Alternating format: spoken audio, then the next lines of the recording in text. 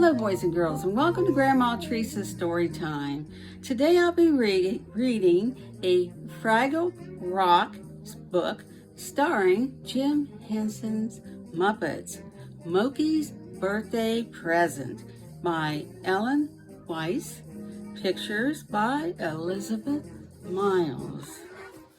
Let's get started. In Fraggle Rock, Fraggles have birthdays, just the way you and I do. But Fraggles can have birthdays anytime they want and as often as they want. This year, Mokey Fraggle had decided to have her birthday on the first day of winter. "Mokey, wake up! It's your birthday!" whispered Red, first thing that morning. "Are you ready to open the present I got you?" She reached under her bed and pulled out a box.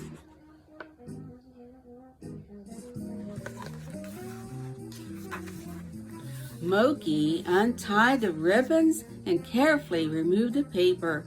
Red held her breath as Mokey pulled out the present.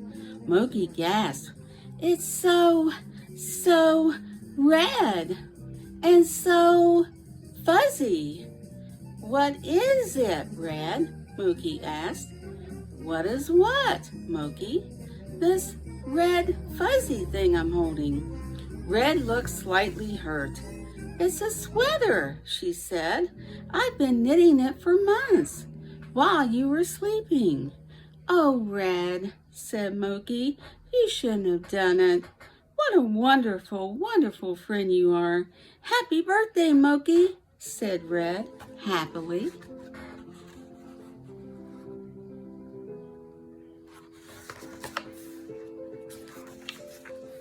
Mokey's birthday party was lots of fun. So was the cleanup party afterward. By the next morning, all the fuss had died down. Mokey sat alone in her room. On her lap was her new red sweater. She turned it over and over in her hands.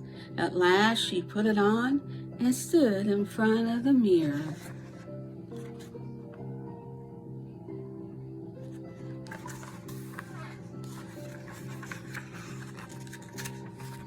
In walked Gobo.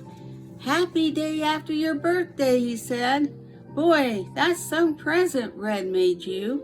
"Yes, it is, isn't it?" said Mokey. There was a long pause. "Do you like it?" she asked at last. "As a sweater?" "Actually, no," said Gobo, "but it would make a great nose warmer for a rock monster." Mokey sighed a big sigh. "I know," she said. "It's pretty terrible, isn't it? But how can I tell Red that? She worked so hard to make it for me." Mokey sighed again, gazing into the mirror. "It makes me look like a pile of stewed tomatoes," said Gobo. "Exactly," said Mokey.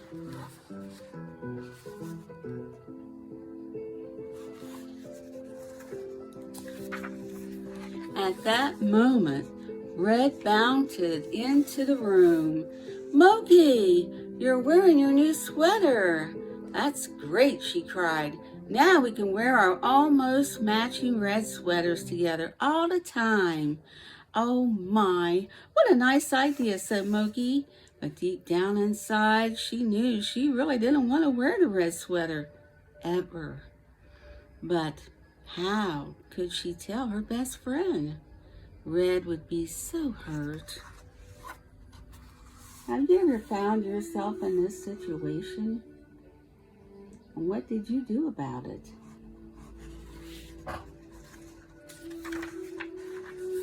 About 3 days went by, and then Red asked Mokey where the sweater was. Mokey had her answer ready. "I was just about to wash it," she told Red. "I have to wash it a couple of times because I want to break it in before I wear it." "Oh," said Red. "Okay."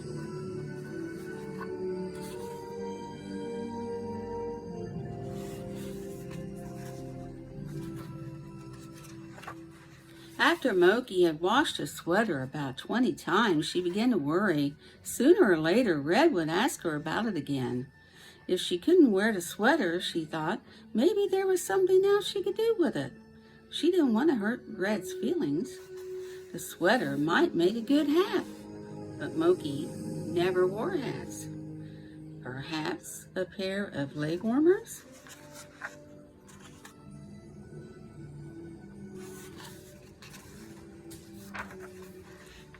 But Mokey's legs never got cold. Maybe it would work as a pillow. But the color kept her up all night. Maybe her pet plant Lamford would like it.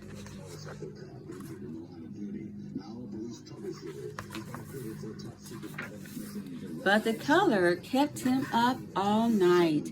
Mokey didn't know what to do. She decided to put the sweater at the very bottom of her deepest drawer. Maybe Red would forget about it.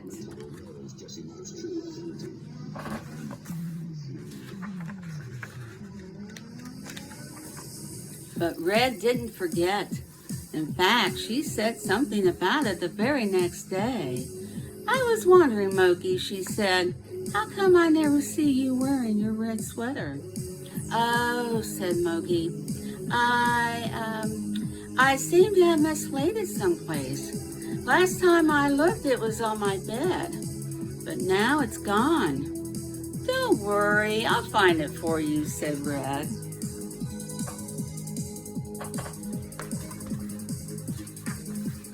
Here it is, Red finally cried. It was right in your drawer. Oh, Mokey, you're such an absent-minded dreamer. Why don't you put it on right now? Suddenly, Mokey couldn't stand it anymore. She knew what she had to do, but she knew it wasn't going to be easy.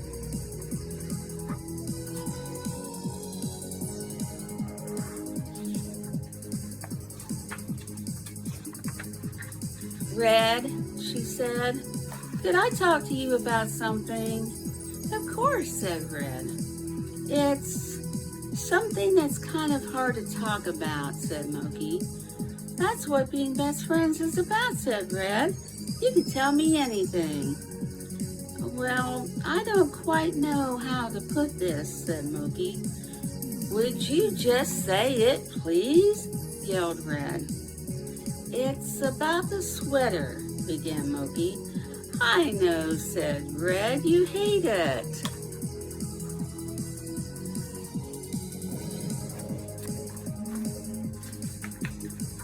No, of course I don't hate it, said Mokey. I love it because you made it for me. But it is pretty funny looking. I know, said Red. I've been thinking about it too. I hope you'll forgive me for saying this, but when you wear it, you look just like a pile of, she hesitated, stewed tomatoes? Exactly. I know I do, agreed Mokey. I couldn't find a way to tell you. I felt so bad about it. At that moment, Wembley bounced into the cave.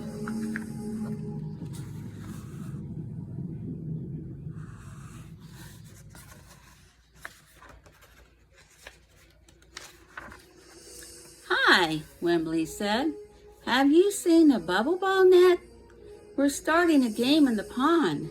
And, oh, there it is. And Wembley grabbed Mokey's sweater and dashed out again. Mokey and Red just looked at one another. Then they started to laugh. That's the one thing I didn't think of, giggled Mokey.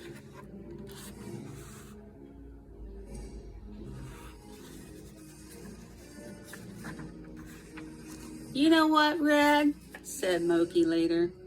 I don't think I'm going to have another birthday very soon. Getting presents can be hard work.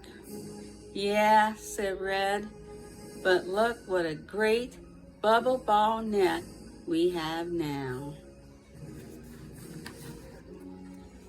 They came up with an idea for the sweater after all, didn't they? Everything worked out in the end, even after Mokey told Red how she actually felt about the sweater. Well, boys and girls, you know what time it is. But until next time, always remember, the more we get together, the more we get together, the happier we'll be. For your friends are my friends are your friends. The more we get together, the happier we'll be. Until next time, stay safe. Bye now.